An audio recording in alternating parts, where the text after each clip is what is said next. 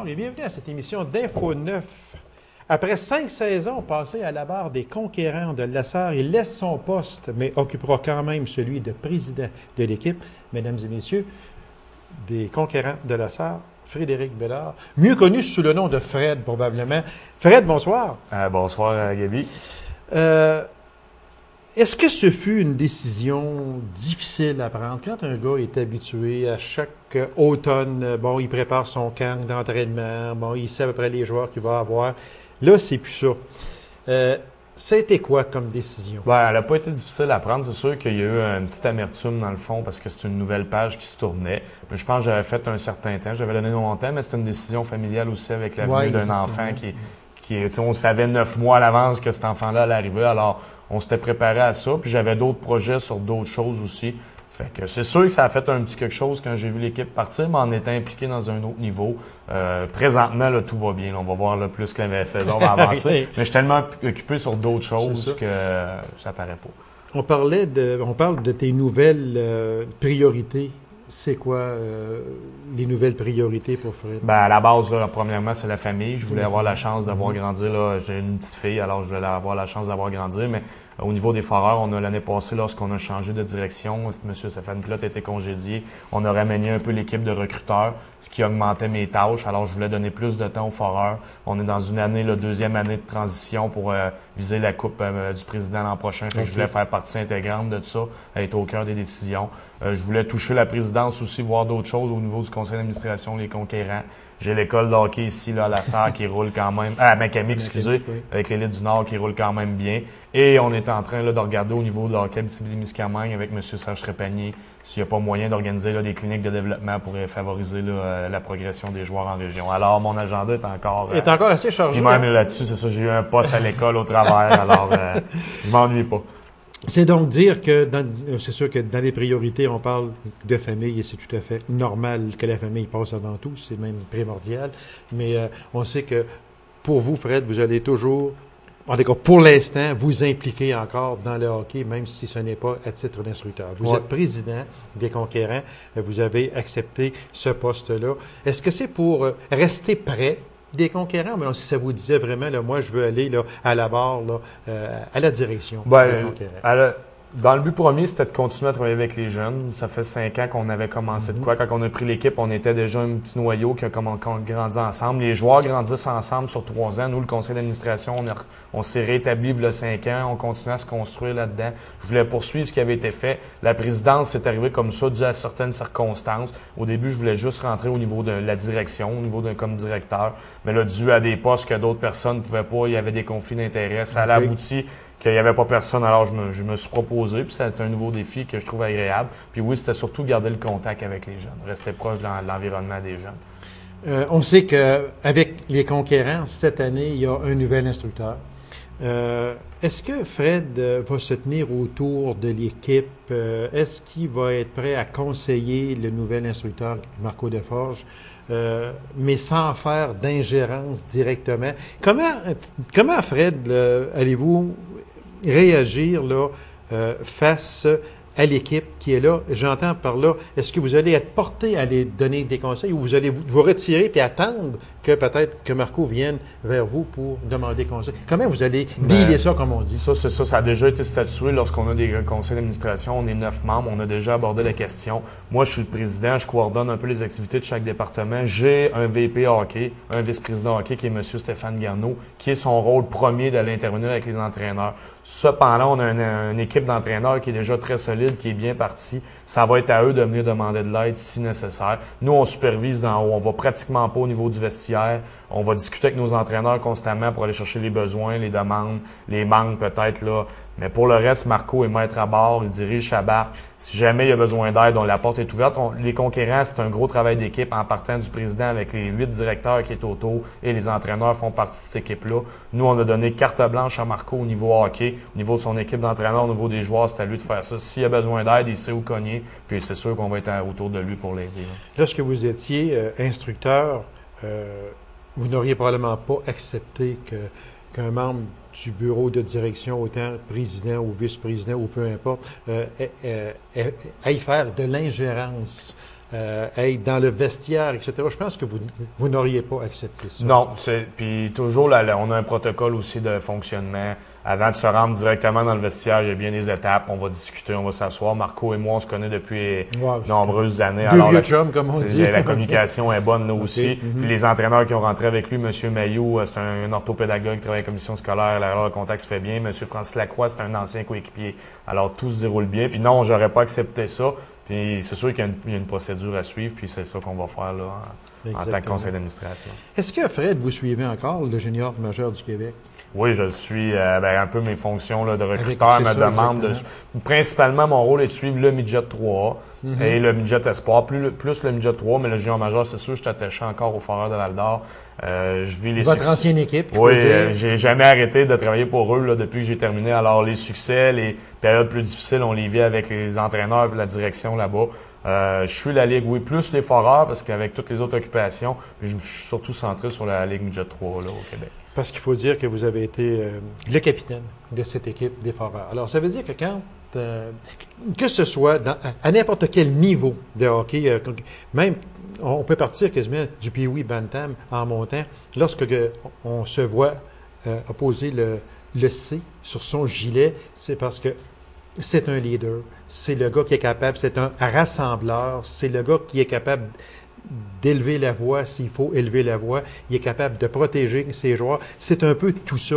Alors, vous avez porté le C des Foreurs de Val-d'Or. Alors, on sait, là, on vous a vu grandir avec les Conquérants aussi. Tout ça mis ensemble, là, je pense que ça fait quand même une belle carrière. Oui, bien, jusqu'à présent, je suis très heureux de ça. Il en reste d'autres à vivre. Là. Je suis encore jeune, mais tout ce qui a été fait est fait. Sauf que le capitaine, ça a été, je pense, un peu le sommet de la carrière qui terminait bien. C'est surtout que ça a été voté par les coéquipiers. C'est encore une reconnaissance qui est plus grande. Exactement. Mais oui, ça a bien terminé. Mais en passant de l'autre côté, au niveau quand tu deviens entraîneur, c'est un peu le même rôle que tu as joué, différent un petit peu. Mais je pense que les bases étaient bonnes au fait que j'avais vécu toutes ces choses-là là, au niveau, même en partant, comme vous dites, là, des conquérants en tant que joueur, en montant là, pour le reste. Là. Dans le midget 2A, on dit que c'est un calibre qui est difficile parce qu'il faut tenir compte de plusieurs éléments. Ça veut dire quoi pour Fred, ça? Ben, surtout à la Sarre, on va parler du milieu de la Sarrois, mais même le midget 2 en général, ce qui est difficile pour les jeunes, c'est que souvent dans un processus de carrière, le midget 2A est un peu mis à côté du programme de développement. Fait que les jeunes savent que lorsqu'ils tombent dans notre ligue, c'est un peu terminé. C'est comme une transition entre le hockey organisé et le hockey social. Alors, c'est dur de mettre des règles assez strictes pour dire aux jeunes, on a un encadrement. Alors, les jeunes sont entre les deux. Alors, c'est dur de les garder motivés, de les amener à l'aréna. Comme entraîneur, moi, personnellement, je sais que j'ai dû plier sur plusieurs principes parce que je travaille avec des ados de 15 à 17 ans qui ont des besoins. On a tous passé par là, on sait un peu comment c'est aussi. Alors, c'est les problématiques, c'est de garder les jeunes à l'aréna. Nous, en plus, à la Sarre, on a les gars du cégep qu'il faut aller chercher à Rouen, qui doivent voyager. Tout ça fait que c'est un monde je dirais qu'on marche un peu sur de la dynamite avec certains jeunes parce qu'il faut les garder à l'aréna parce qu'on n'en a pas d'autres non plus. Ben, mais c'est ça qu'il y a, c'est que est-ce que ça veut dire un peu que Fred a été obligé de peser moins fort sur la pédale un peu parce qu'on te connaît, on sait que tu es un gars qui se donne à 100% et plus. Alors, étant instructeur, tu ne veux certainement pas accepter les demi-mesures, absolument pas. Mais là, est-ce qu'il te fallait peut-être moins pousser un peu pour les raisons que vous venez de donner? Au niveau de la patinoire, ça, c'était quand même bien. Lorsque les joueurs rentrent à l'aréna, ils t'appartiennent dans un sens, c'est pas vraiment ça, mais ce que j'ai eu à faire des compromis, c'était à l'extérieur de la patinoire. Moi, je jugeais comme entraîneur, puis ce que j'avais vécu, un ne va pas sans l'autre, mais présentement, la situation n'est pas comme ça. Les jeunes veulent avoir une vie hors glace, ils veulent hors l'aréna. Lorsqu'ils rentrent à l'aréna, j'avais aucun problème. Les jeunes étaient très disciplinés. C'est certain qu'il faut doser. Là. On peut pas être comme on aurait tout le temps voulu être, mais je pense que l'être humain, l'être humain qui a des bonnes compétences sociales est capable de s'ajuster. Puis les jeunes de nos jours, où ce que vous dites que c'est compliqué, c'est qu'ils veulent avoir un coach qui va lui dicter un cadre, mais ils veulent avoir un chum qui est capable de les comprendre, quelqu'un qui est capable. Alors, tu sais, tout ça fait que c'est un mélange, mais c'est ce qui fait que c'est intéressant à chaque jour côtoyer ces jeunes-là là, de 15 à 17. Parce que c'est une déclaration que vous avez faite dernièrement en disant qu'en Abitibi-Ouest, les jeunes jouent pour s'amuser, comme vous venez un peu de dire tantôt. ils s'amusent, ils veulent plus s'amuser que de gagner, contrairement aux Citadelles. Vous avez donné les Citadelles comme équipe. Bon, pourquoi les Citadelles? C'est sûr que les Citadelles, depuis de nombreuses années, c'est un modèle pour nous en région, là, au niveau là, de la stabilité. C'est sûr que le bassin de joueurs est pas beaucoup plus grand, mais de plus grande qualité. Nous, les jeunes, je suis pas prêt à dire qu'ils veulent pas gagner. C'est si jamais ça fonctionne pas, il y a d'autres choses, puis c'est pas grave. En bout de ligne, on vient de perdre 2 joueurs là, parce qu'un de déménagé, l'autre on l'a perdu, des défenseurs qui jouaient à la Sarre, qui aimaient ça à la Sarre, mais qui avaient besoin d'un niveau de plus, les entraînements plus intenses, un peu plus structurés comme on aimerait. Mais à la Sarre, les jeunes veulent plus, oui, structurés, mais comme j'ai dit tantôt, regarde le pas, tu sais, là, on n'est pas dans l'armée, on vient jouer à l'aréna, on est en transition pour le hockey social. On va après la partie, le port de couvre-feu, c'est des choses comme ça qu'il faut s'ajuster. Mais c'est sûr que les Citadelles, présentement, dans la Ligue, sont un modèle, mais au niveau de l'administration, on se rapproche énormément de ça. Là. Si on recule là, dans les 5 dernières années, Fred, pour vous, là, est-ce que vous êtes fier du travail que vous avez accompli? Oui, c'est sûr. Il y a des choses qu'on regrette, qu'on n'aurait peut-être pas dû, mais là-dedans, comme je disais tantôt, l'être humain a une capacité de s'adapter. Puis on dit que l'intelligence, c'est la façon de s'adapter. Puis on s'est adapté beaucoup avec les courants qu'on a eus. Alors pour ces 5 ans-là, oui, on est fiers de ce qu'on a fait. Je m'inclus pas juste là-dedans. On est une équipe. C'est une équipe, exactement. Toujours, que ce soit le conseil d'administration, les adjoints, l'entraîneur des gardiens, le préposé. On a travaillé, on le fait pour les jeunes. Puis tant que les jeunes sont encadrés, restent à l'aréna. Pour nous, on a atteint notre objectif. Si je vous demandais, Fred, disons au cours des 5 dernières années là, où vous avez été à la barre des conquérants de la Sarre, quelle aurait été votre plus grande joie, puis par le fait même aussi votre plus grande déception? Mais ma plus grande joie, c'est sûr que lorsqu'on commence une saison, c'est au niveau résultat, c'est de remporter un championnat. C'est arrivé une année. Mais ma plus grande joie, c'est de prendre un groupe de jeunes qui avaient été étiquetés un peu comme des perdants, là. Des jeunes qui n'ont jamais réussi, qu'on se fait dire, même avant de commencer l'année, on prend pas cette équipe-là, tu vois. Puis de les faire progresser, puis de croire en eux, puis de rendre ces jeunes-là fiers de ce qu'ils font. Ces jeunes-là, souvent, sont en quête d'une identité, ils cherchent quelque chose à quoi s'accrocher. Puis des fois, on n'avait pas le soutien nécessairement à la maison même. Les jeunes arrivaient, puis ça, c'est une dimension. Lorsqu'ils rentraient à l'aréna, on les sentait bien. Pour moi, ça, c'est une grande fierté. Au niveau de la déception, mais à chaque année, on perdait des gars qu'on réussissait pas à l'accrocher. À chaque fois qu'on en perd un, tu te remets en question, tu te dis qu'est-ce que j'ai fait de pas correct. Pour moi, ça, c'était des grandes déceptions. En moyenne, j'en perdais 1 ou 2 par année, qui aimaient pas ça, qui trouvaient ça trop dur ou qui, tu sais, le cadre. Fait que ça, c'était une déception chaque année pour moi. Mais je vous dirais que j'ai pas vécu de grandes déceptions là, dans ces 5 ans-là. J'aimerais qu'on va laisser un petit peu les midgets parce qu'il reste très peu de temps. Il reste qu'une minute, mon Dieu Seigneur.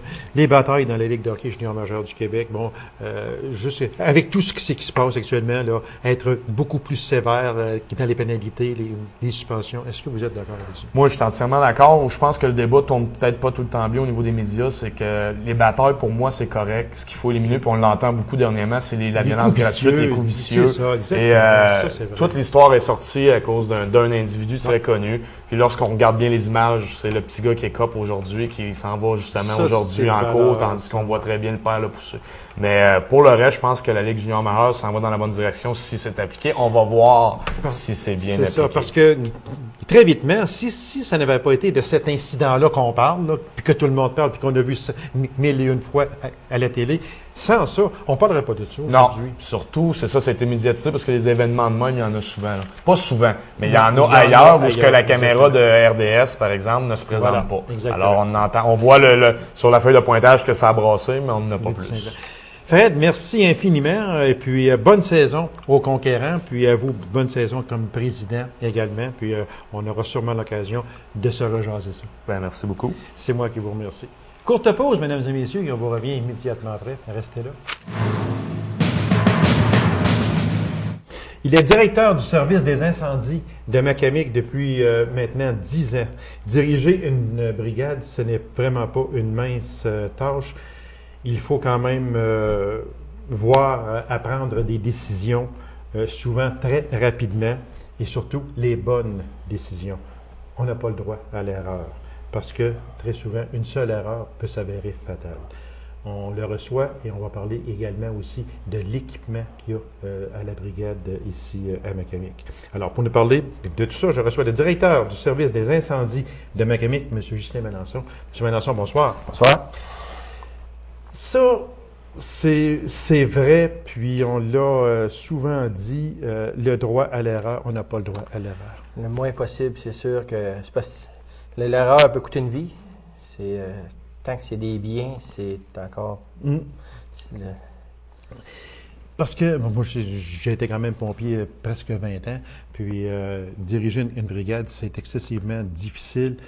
Quand on parle d'erreur, c'est parce que moi, ce que j'aimerais là, te faire dire, Ghislain, c'est que il y a des décisions à prendre des fois, puis tu peux pas attendre, je vais y penser, puis je te le dirai tantôt. Là, c'est go, on y va, ben non, go, on y va pas. Exactement. C'est la décision, c'est des fractions de secondes. C'est ça. Tu penses à ce que, selon l'expérience, selon la façon que ça se prépare aussi, on en discute entre officiers souvent.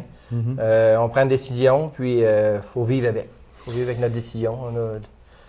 En septembre dernier, il y a eu un gros incendie ici à Macamic. Oui. Une perte vraiment inestimable parce que c'était quand même, qui appelait le bureau des agronomes. Là. Exact. C'est même mon premier travail à titre permanent, j'étais là-dedans. Fait que c'est sûr que c'est une grosse perte pour Macamic. On a vu arriver les pompiers de la SAR. Oui. Expliquez-nous très brièvement, Ghislain, comment est-ce que c'est le chef qui prend la décision de dire bon, ok, c'est gros, parce qu'on va parler de température aussi tantôt. Exact. Il faisait plus 30. Là. Oui. Alors, ça veut dire qu'on ne peut pas là, faire travailler des gars par une pareille chaleur. C'est ça, les gars déshydratent. Exactement, c'est ça. Et c'est dangereux. Fait que, mais c'est le chef qui prend la décision. Oui, exactement. En arrivant, ce qui est arrivé, c'est qu'en arrivant, on n'avait pas beaucoup de personnel. On sait que c'est une journée fériée. Les gars ne sont pas permanents. La fête du travail. C'est ça. En arrivant, j'ai compté mon personnel, puis quand j'ai analysé la situation, aussitôt que j'ai pris la décision d'appeler l'entraide. Et puis, ça a pris exactement 8 minutes avant que je demande l'entraide de la SAR, exactement. Puis ça me prenait, ce qui arrivait, c'est que ça me prenait beaucoup d'eau. Je savais que ça me prendrait beaucoup d'eau. Donc, la SAR est équipée, comme nous autres, en boyaux de grosses dimensions. C'est ça. Et puis, on a parti du lac. C'est la raison pourquoi j'ai venu à la SAR. Et puis, pour le personnel aussi, parce que ça me prenait du personnel. Et puis, je savais qu'avec cette chaleur-là, les gars déshydratent assez rapidement. Donc, puis, il y a une chose, des fois, qui est bon de dire, Justin, je pense que vous allez être d'accord avec moi, dire, ouais, mais il n'y a pas beaucoup de pompiers. Oui, mais c'est parce que c'était quand même la journée de la fête du travail. Ah oui, il faisait exact. 30 degrés Celsius. On ne peut pas dire aux gars, reste donc chez vous au cas non, je ne peux pas obliger les gars à rester. Ce sont des pompiers volontaires. C'est ça, exactement. Je ne peux pas obliger les gars à rester en ville. C'est sûr que j'ai une équipe que je sais pas mal toujours comment j'ai de gars disponibles, mais tu sais, je peux pas obliger. Comme quand la chasse à l'orignal arrive, c'est la même chose. Tu peux pas dire à 5 de tes hommes, j'aimerais que tu n'ailles pas à la chasse à l'orignal parce que s'il y a un feu, je vais avoir besoin de toi. Là. Sauf que tu t'assures d'avoir toujours un minimum de personnel, par exemple. Et ça, c'est important de le dire. C'est important. Puis en même temps aussi, c'est que moi, les journées comme ça, surtout avec les entraides qu'on a de signer, on a des entraides avec les autres municipalités. Fait que ça va très, très bien. On n'a plus de permission à demander. Non, j'ai pas de permission. Je décide, je rappelle le 911, je dis, gars, ça me prend une entraide de telle municipalité, il fallait rentrer. Si j'ai besoin de juste un camion, ça peut être juste un camion, ça peut être juste du personnel, je demande ce que je veux, puis on l'a dans... Moi, j'aimerais parler justement brièvement de ce feu-là parce qu'il y avait une chaleur quand même de 30 degrés Celsius, puis c'était un feu qui était énorme. Comment on s'y prend pour travailler avec sur un incendie comme ça, avec une chaleur comme ça? Avec une chaleur comme ça, c'est sûr que maintenant, il y a beaucoup de monde qui disent on est rangé avec des frigidaires dans les camions pour avoir de l'eau pour le personnel. Heureusement, j'avais les ambulanciers que très rarement qui sont là. C'est pas nous qui les avons appelés, là, les ambulanciers se sont présentés. Ils ont fourni de l'eau à tout mon personnel. On avait de l'eau, toujours de l'eau froide pour mon personnel. Tu alternes ton personnel aussi quand tes gars rentrent, ils sortent, je les remplace. C'est une gérance là, de vraiment beaucoup de personnel. Faut s'assurer qu'il y a toujours du personnel en backup. Les habits. Les habits, on s'arrose aussi. Les gars s'arrosent à l'intérieur. Les gars s'arrosent à l'intérieur parce qu'il fait trop chaud. Il fait trop chaud. Et puis, c'est ça. Si on revient à ce feu-là, pour clore, quand Ghislain a demandé de l'aide de la SAR. Oui. L'équipe de la SAR est arrivée. Il y avait un camion incendie plus un autre véhicule pour les boyaux, etc., etc.